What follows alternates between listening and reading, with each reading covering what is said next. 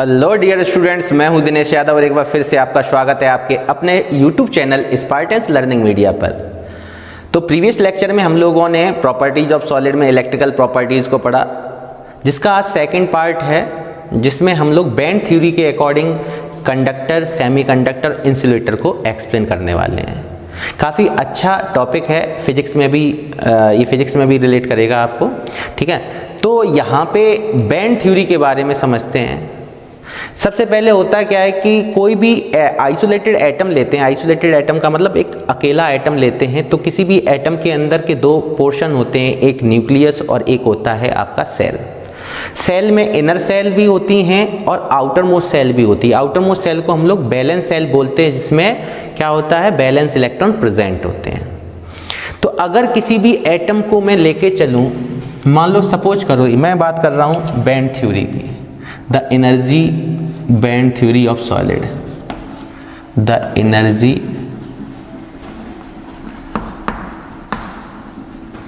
Band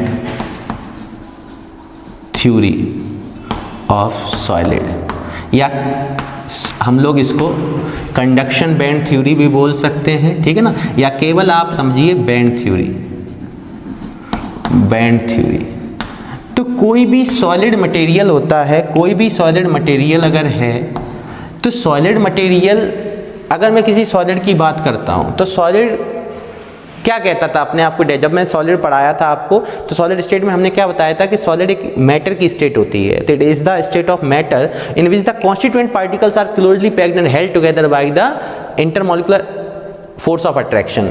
तो अगर मैं किसी आइसोलेटेड एटम की बात करता हूं, सपोज करो सोडियम है, ठीक है ना, तो सोडियम का एटॉमिक नंबर 11 होता है। अगर मैं इसके कॉन्फ़िगरेशन की बात करूं तो 1s2 2s2 2p6 3s1। इसके पास क्या है, 1s, जो sp,d,f आप जानते हैं, ये सभी सबसेल होते हैं, ठीक है। और ये सभी सबसेल स्पेक्ट्रोस्कोपिक टर्म से आए हैं। s कहाँ से आया, शार्प बर्ड से आया, p प्रिंसिपल से आया, d डिफ्यूज से आया, g f फंडामेंटल से आया, g जनरलाइज बर्ड से आया। तो ये सभी स्पेक्ट्रोस्कोपिक टर्म से आए हैं। sp,d,f, s के अंदर s जो अपना एटॉमिक ऑर्बिटल होता है, इस s की सबसेल के पास एक एटॉमिक ऑर्बिटल होता है, जिसमें मैक्सिमम 2 इलेक्ट्रॉन रह सकते हैं। p के पास 3 एटॉमिक ऑर्बिटल होते हैं, मैक्सिमम 6 इलेक्ट्रॉन रह सकते हैं, क्योंकि एक एटॉमिक ऑर्बिटल में मैक्सिमम 2 इलेक्ट्रॉन रहते हैं। d के पास 5 होते हैं, तो इसमें 14 हो जाएंगे। f के पास 7 होते हैं, तो इसमें आप लोग ये पीछे 11th क्लास में पढ़ के आए हैं। मैं बात करूं कि एनर्जी लेवल्स की, तो मैं बात करता हूं कि इसके पास जैसे जैसे हम क्या करते हैं, हम लोगों ने एक थ्योरी पढ़ी थी केमिकल बॉन्डिंग में। कौन सी थ्योरी थी, बड़ा ही फेमस थ्योरी थी, मॉलिक्यूलर ऑर्बिटल थ्योरी। तो मॉलिक्यूलर ऑर्बिटल थ्योरी में हम लोग क्या कहा करते थे, वैसे ही इसमें भी स्टार्टिंग होगी कि एटॉमिक ऑर्बिटल्स क्या होते हैं, क्लोजली पैक्ड होते हैं और क्या करते हैं, फॉर्म करते हैं मॉलिक्यूलर ऑर्बिटल। जब 2 या 2 से अधिक एटॉमिक ऑर्बिटल, व्हेन 2 और more than 2 atomic orbitals are combined to form a new orbital is called molecular orbital, हैं। और जितने भी मॉलिक्यूलर ऑर्बिटल होते हैं वो एनर्जी वाइज कैसे होते हैं, क्लोज्ड होते हैं। उसमें से जो लोएस्ट लाइंग ऑर्बिटल होते हैं उनको हम लोग क्या बोलते थे, लोएस्ट लाइंग एनर्जी में जो ऑर्बिटल होते थे जिनकी एनर्जी लेवल कम होता था, उनको हम लोग बोलते थे क्या, बॉन्डिंग मॉलिक्यूलर ऑर्बिटल। और जो मॉलिक्यूलर ऑर्बिटल हायर एनर्जी के होते थे उनको हम लोग बोलते थे एंटी बॉन्डिंग मॉलिक्यूलर ऑर्बिटल। तो अगर मैं बॉन्डिंग और एंटी बॉन्डिंग मॉलिक्यूलर ऑर्बिटल में चलूं, तो उसमें हम लोग जानते हैं कि इस वाले में मेरे पास जो इलेक्ट्रॉन फील्ड है, जिसके पास इलेक्ट्रॉन्स हैं, कई सारे इलेक्ट्रॉन्स हैं, ठीक है ना। तो ये जो भी सॉलिड मटेरियल होगा, जो भी सॉलिड मटेरियल होगा, वो 2 टाइप के बैंड को शो करता है। एक होता है बैलेंस बैंड, बैलेंस बैंड, और एक होता है कंडक्शन बैंड, कंडक्शन बैंड। बात समझिएगा, बहुत प्यारा टॉपिक है कंडक्शन बैंड। देखिए, जो जिसके पास इलेक्ट्रॉन्स हैं हैवियर होगा, सीधी सी बात है। तो ये जो है वो ये जो है ये फिल्ड ऑर्बिटल से सभी, ठीक है ना। और जो अनफिल्ड हैं, जिनमें अभी इलेक्ट्रॉन फुली फिल्ड नहीं है, तो कोई भी आइसोलेटेड एटम होता है, इसके आउटर मोस्ट सेल में जो इलेक्ट्रॉन प्रेजेंट होते हैं, जैसे इसके आउटर मोस्ट सेल में एक इलेक्ट्रॉन प्रेजेंट है, तो ये क्या शो कर रहा है कि ये अनस्टेबल है। अपने आप को स्टेबल करने के लिए अपने नाइबरिंग एटम से क्या कर लेगा, ओवरलैपिंग करेगा। ओवरलैपिंग के दौरान एक केमिकल बॉन्ड बनाता है, जिसको आप लोग कोवलेंट बॉन्ड के फॉर्म में, या कई सारे बॉन्ड आपने पढ़ रखे हैं, ठीक है ना। तो डिपेंड कर रहा है कि जो एम्प्टी पोर्शन है और ये फिल्ड पोर्शन है, इस फिल्ड जिसमें इलेक्ट्रॉन्स फिल्ड हैं, तो जो फिल्ड पोर्शन होता है एक एम्प्टी पोर्शन होता है।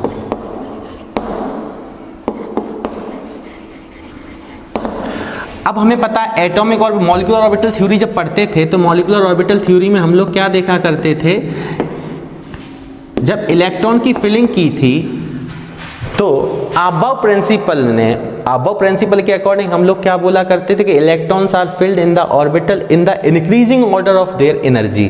तो जैसे जैसे हम ऊपर की ओर बढ़ेंगे, इनके एटॉमिक ऑर्बिटल, जो भी आप ऑर्बिटल लेके चलते थे एटॉमिक ऑर्बिटल, ठीक है ना, तो एटॉमिक ऑर्बिटल की एनर्जी जो होती थी वो कैसी होती थी, बढ़ती थी। तो इधर से इधर चलने पर इनकी एनर्जी कैसी होगी, एनर्जी जो होगी वो इंक्रीज होती जा रही है।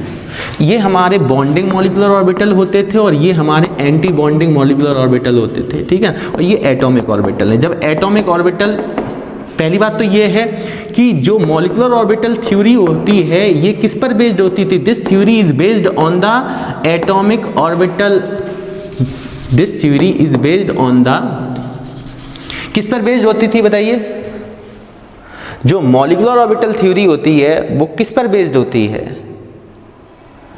सोच के बोलिए। This theory is based on the linear combination of atomic orbital.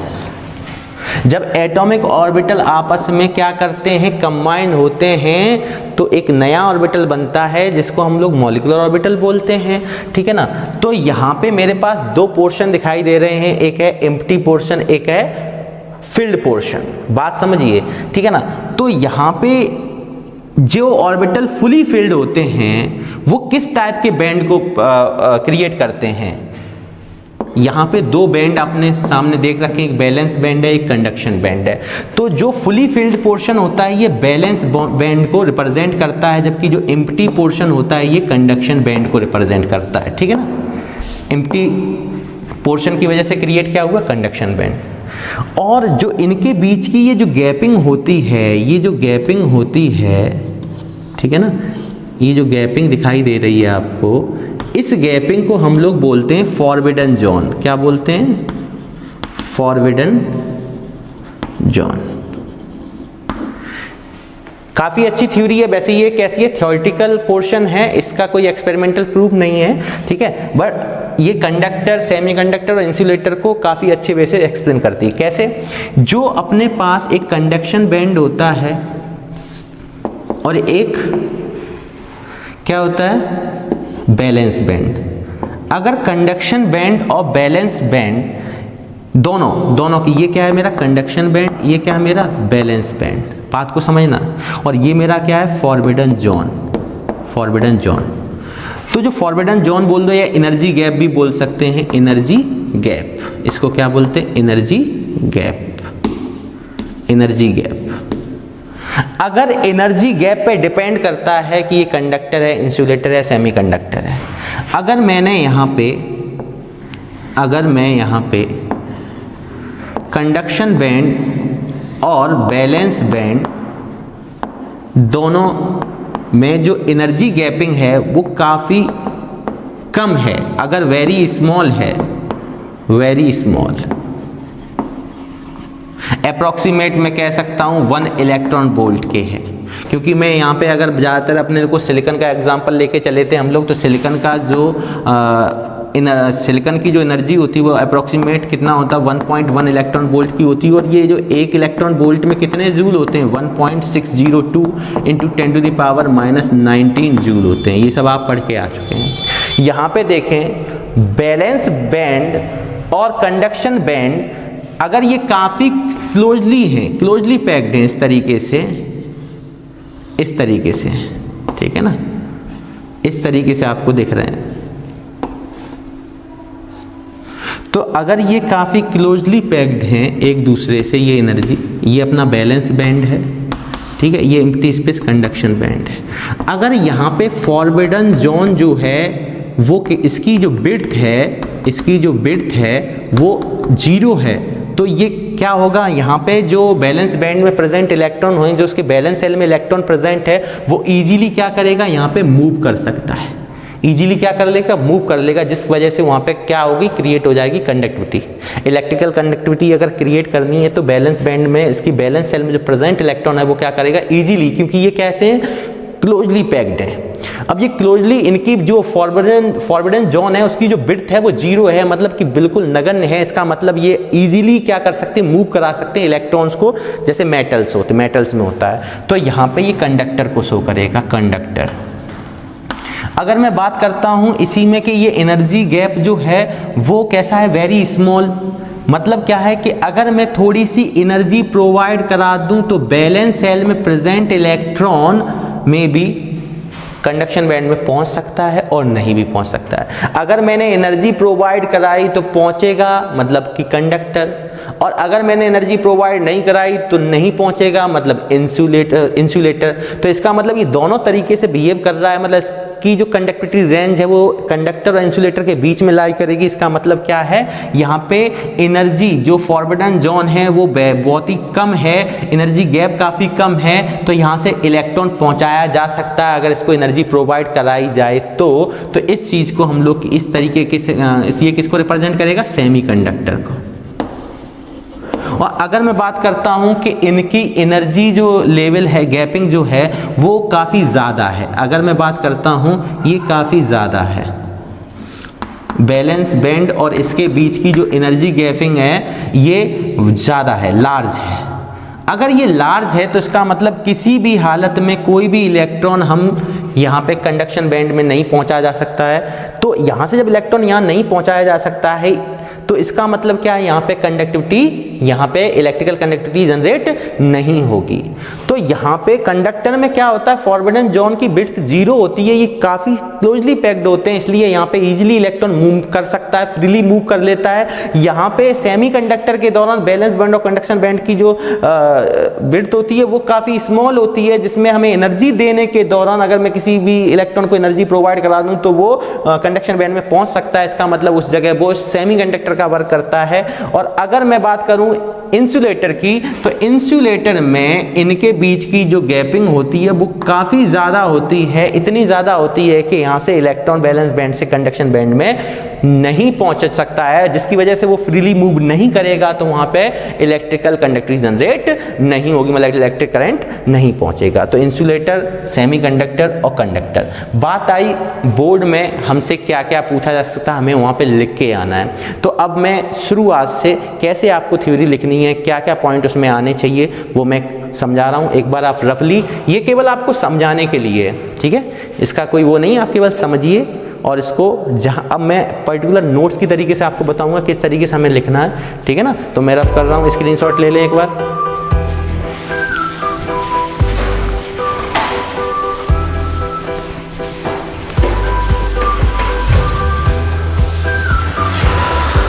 अब हम लोग देखेंगे बैंड थ्योरी को बोर्ड पर्पस से हम लोगों को कैसे नोट्स बनाना है, समझ लें। जो एटॉमिक ऑर्बिटल होते हैं वो क्या करते हैं, क्लोजली पैक्ड होते हैं और मॉलिक्यूलर ऑर्बिटल जनरेट करते हैं। तो एटॉमिक ऑर्बिटल ऑफ सॉलिड क्या करेंगे हम लोग, कंबाइन करेंगे। The atomic orbital of solid combine to form molecular orbital which are so closed in energy to each other as to form a band. The lowest lying band energy is called, जो lowest lying band energy होती है is called conduction band and the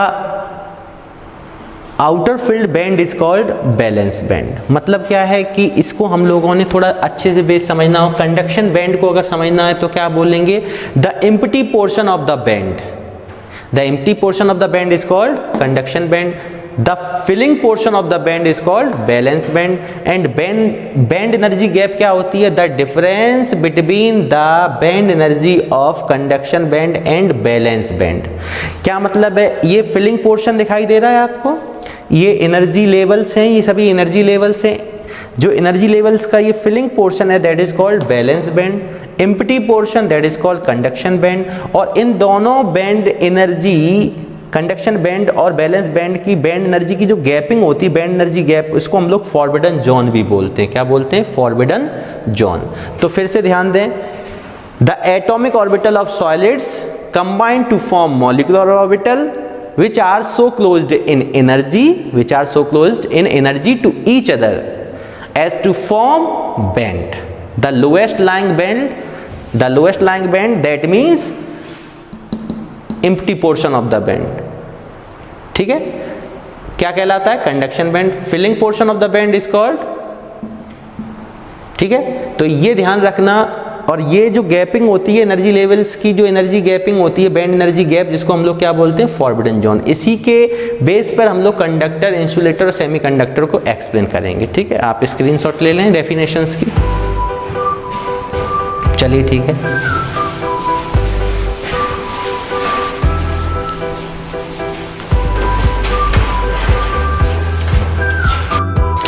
अब देखें इन case of conductor. Conductor के case में हम लोग band theory को कैसे डिफाइन कर सकते हैं? In metals conduction band is very close to the valence band in energy. Metals में क्या होता है? मेटल्स कंडक्टर का एक अच्छा एग्जांपल है। तो in metals valence band is so close to the conduction band, या यूं बोल लो conduction band is so close to the valence band in energy. Energy wise ये कैसे होते हैं? काफी क्लोज होते हैं। ठीक है, in other words there is no energy gap between the valence band and conduction band. BB valence band, CB conduction band. 10 electron passes easily from balance band to the conduction band. This is the reason that metals are good conductor of electricity. फिर एक बात समझ लें, the conduction band empty portion ये conduction band होता था, filling portion क्या होता था? balance band होता था। the conduction band and balance band are so closed in energy. in other words क्या बोल सकते हैं अदर वर्ड्स में? कि there is no energy gap, कोई भी गैपिंग नहीं होती, एनर्जी गैपिंग जीरो होती है। There is no energy gap between conduction band and valence band. There is no energy gap between, क्योंकि these are so closed in energy, तो there is no energy gap between the conduction band and valence band. Therefore electron passes easily through the balance band to the conduction band. That's why this is the reason metals are good conductor of electricity. No energy gap, इसको हम लोग क्या बोल सकते हैं? That means जो इसका forbidden zone होता है, फॉरबिडन जोन जो विड्थ होती है इज जीरो, क्योंकि जब कोई गैपिंग ही नहीं है तो फॉरबिडन जोन विड्थ क्या होगी? ये कैसी होगी? जीरो। ठीक है, इस चीज को आप एक बार स्क्रीनशॉट ले लें, मैं रफ कर रहा हूं। अब हम लोग बात करेंगे इन केस ऑफ इंसुलेटर या सेमीकंडक्टर, एक एक करके देखते हैं। अब देखेंगे इन केस ऑफ इंसुलेटर। इंसुलेटर के केस में अभी हमने देखा इन केस ऑफ कंडक्टर, कंडक्टर के केस को हम पढ़ के आ चुके हैं, ठीक है ना। अब देख रहे हैं in case of insulator. Insulator case में जो नॉन मेटल होता है, in a non metal the energy between the conduction band and valence band is very large. Energy दोनों के बीच में कैसी होती है? Very large. Thus the electron does not passes from the valence band to the conduction band. When electric field या potential difference is applied. Potential difference apply करने के बावजूद भी यहाँ पे बैलेंस बैंड से कोई भी इलेक्ट्रॉन कंडक्शन बैंड में पास नहीं हो पाता, because the energy gap between the both band is very large. ठीक है ना, एक बार इसको आप देख लें। यहाँ पे फॉरबिडन जोन कैसा है? लार्ज, मतलब वाइड है, काफी वाइड है। ठीक है ना, तो इस चीज में देख लें आप, मैं रफ करने जा रहा हूं उसको। जब फॉरबिडन जोन काफ़ी ज़्यादा बड़ा है तो सीधी सी बात है कि हम लोग कंडक्शन बैंड और बैलेंस बैंड, तो बैलेंस बैंड से कोई भी इलेक्ट्रॉन कंडक्शन बैंड में पास नहीं हो पाता है। ठीक है, अब देखेंगे इन केस ऑफ सेमीकंडक्टर। सेमीकंडक्टर के केस में हम लोग देखते हैं जो एनर्जी गैप होती है कंडक्शन बैंड और बैलेंस बैंड दोनों के बीच में, वो बहुत ही स्मॉल होती है। ठीक है ना, तो हमने यहाँ लिखा है the energy gap between the conduction band and valence band is very small at room temperature, that is these are not good conductor of electricity but when temperature is raised। अब रूम टेम्परेचर पर conduction band और balance band की जो energy gap थी वो बहुत ही कम थी। ठीक है, बट वैसे जनरली ये क्या होते हैं, ये गुड कंडक्टर नहीं होते हैं, पर टेम्परेचर जैसे जैसे मैं बढ़ाऊंगा तो क्या होगा, जो इलेक्ट्रॉन प्रेजेंट है बैलेंस बैंड में, बैलेंस सेल में जो इलेक्ट्रॉन है वो क्या करेंगे, उन्हें sufficient amount of energy get कर लेंगे, और सफिशिएंट अमाउंट ऑफ एनर्जी जैसे ही उन्हें मिलेगी तो वो क्या करेंगे, अपनी लोअर सेल से हायर एनर्जी लेवल में जाने के लिए हो जाएंगे। भाई उन्हें एनर्जी प्रोवाइड की जा चुकी है, तो उस समय वो कैसे बिहेव करेंगे, जब नॉर्मली कंडीशन में देखेंगे तो इलेक्ट्रॉन पास नहीं होगा बैलेंस बैंड से कंडक्शन बैंड में, तो वो इंसुलेटर है, और जब टेम्परेचर बढ़ाया हमने, उसको सफिशिएंट अमाउंट की एनर्जी प्रोवाइड कराई, तो इलेक्ट्रॉन क्या होगा, अपने हायर एनर्जी लेवल में जाएगा, तो उस जगह वो कंडक्टर हुआ। दैट मीन्स वो बिहेव कैसे करने लगता है, एज अ सेमीकंडक्टर। तो मैंने यहाँ लिखा the energy gap between the valence band and conduction band is very small at room temperature, but these are not good conductor of electricity, but when temperature is raised number of electron of valence band get sufficient amount of energy to pass क्या करेंगे, to pass into the conduction band। जैसे ही sufficient amount की energy provide कराई जाएगी तो ये balance band से जो इलेक्ट्रॉन है वो किस में पास हो जाएंगे, कंडक्शन बैंड में। ठीक है, that the substance behaves as a semiconductor. मतलब सिंपल है कि कंडक्शन बैंड और अगर दोनों बैंड की एनर्जी गैप की बात की जाए तो बहुत ही कम होती है।